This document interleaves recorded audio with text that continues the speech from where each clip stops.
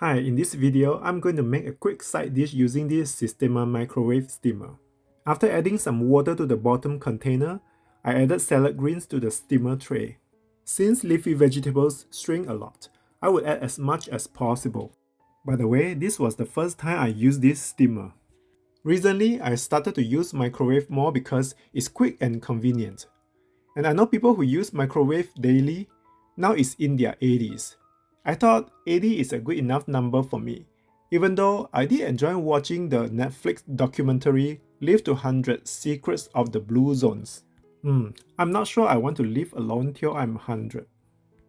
Once the vegetables are in, I close the lid and lock it. And make sure you keep the steam vent open. After putting the steamer into the microwave, I set a 2-minute cooking time. I'll add 30 seconds if I want the vegetable to soften more. The steamer is not too hot to hold. I unlock the lid and transfer the greens to a small bowl. Then I added 2 teaspoons of sesame oil, a teaspoon of soy sauce, garlic powder, and fresh ground pepper.